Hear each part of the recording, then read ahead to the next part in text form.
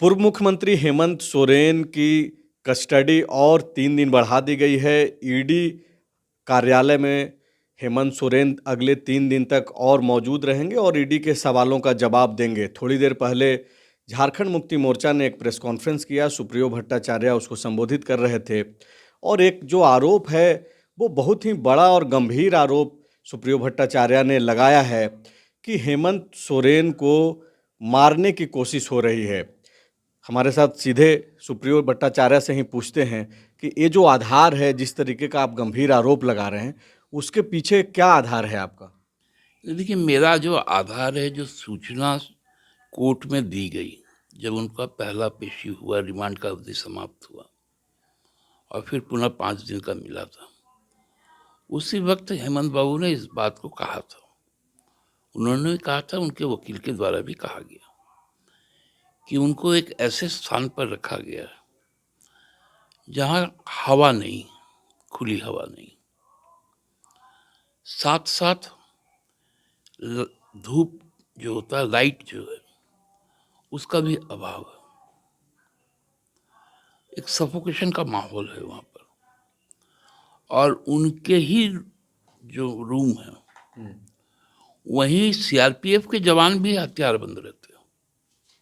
मतलब जिस कमरे में हेमंत सोरेन को रखा जाता है, उसी कमरे में हथियारबंद सीआरपीएफ के जवान भी रहते हैं। जी, जो कोर्ट में उन्होंने कहा था उनके वकील। तो इससे क्या, इसका आपका मान लें हम लोग, ये तो आप देखें कि जेल मैनुअल के तहत भी जो सजायाफ्ता या आरोपी वहाँ पर लोग हैं, उनको सुबह प्रातःकाल सूर्य की रोशनी के साथ साथ उनको उन्मुक्त आकाश के नीचे विचरण करने दिया जाता है। और फिर संध्या, जब सूरज का जब अस्त होता है, तो उस समय उनको फिर से अपने कमरे में बंद कर दिया जाता है। तो ये आज़ादी तो वहाँ है ना, लेकिन ईडी दफ्तर में मुझे नहीं लगता है।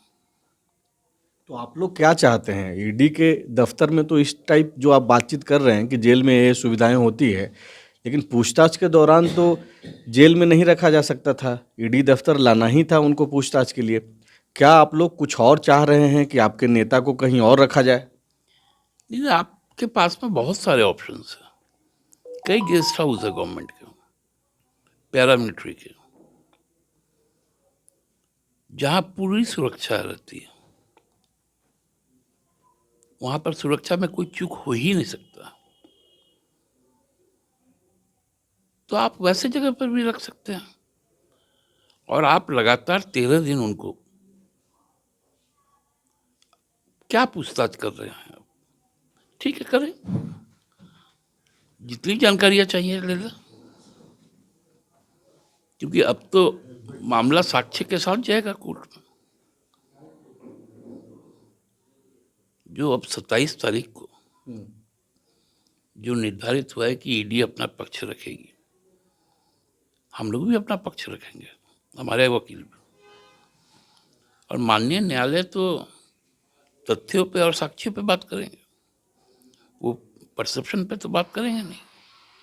लेकिन आप जिस तरीके से इतना बड़ा आरोप, गंभीर आरोप लगा रहे हैं दादा, हेमंत सोरेन की जो पत्नी है कल्पना सोरेन, वो उनको मिलने की इजाज़त है, आधे घंटे का समय है, हर रोज़ वो जा रही हैं। तो ईडी पे क्या इस तरीके का आरोप लगाना उचित है जांच एजेंसियों पे? नहीं नहीं, वो जा रही है, तो ये भी परमिसेबल है। ये कोई एहसान नहीं है, परमिसेबल है बोल के ही तो जा रहे हैं। लेकिन जो संघर्ष के साथ ये परिवार रहा है, वो संघर्ष तो इन लोगों को इतना मजबूत बनाता है कि वो लोग डरने वाले नहीं और टूटने वाले भी नहीं। तो फिर आपके पास में क्या बचता है? क्योंकि आप तो टारगेट सेट कर लिए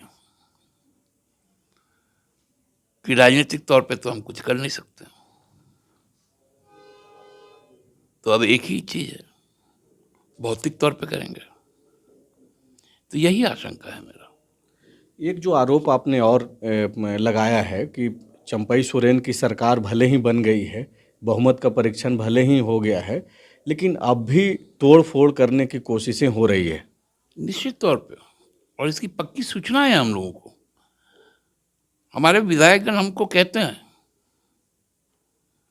कोई रिश्तेदारी तो है नहीं,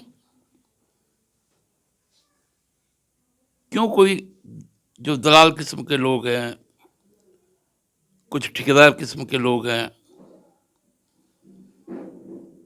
कुछ और भी लोग हैं, उनका किस हिसाब से हमारे विधायकों से बात कर रहे हैं?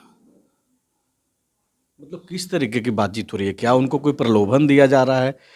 क्या सिर्फ आपकी पार्टी के झामुमो के विधायकों को प्रलोभन दिया जा रहा है या फिर महागठबंधन में जो शामिल अन्य दल हैं, कांग्रेस और आरजेडी, उनके विधायकों को भी ऑफर दिया जा रहा है? नहीं, हम तो अपने ही दल के लोगों से सुने और कांग्रेस के कुछ नेताओं से भी हमारी बात हुई।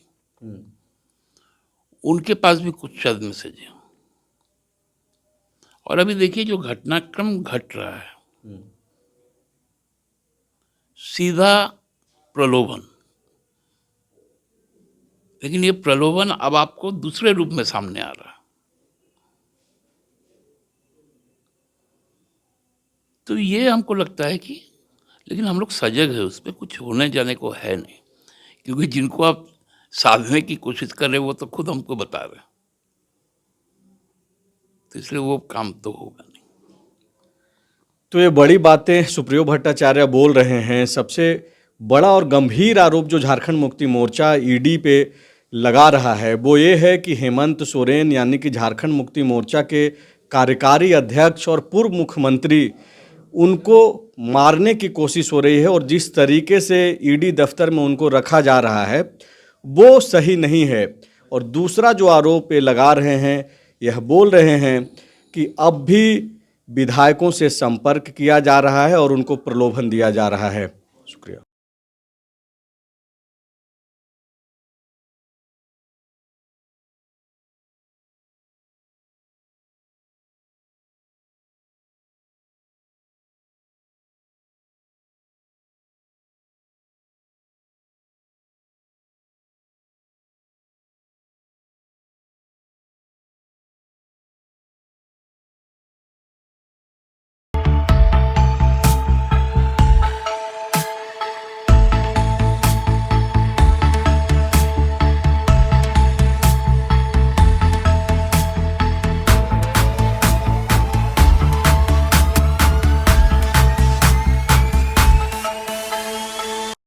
TheFollowUp.in.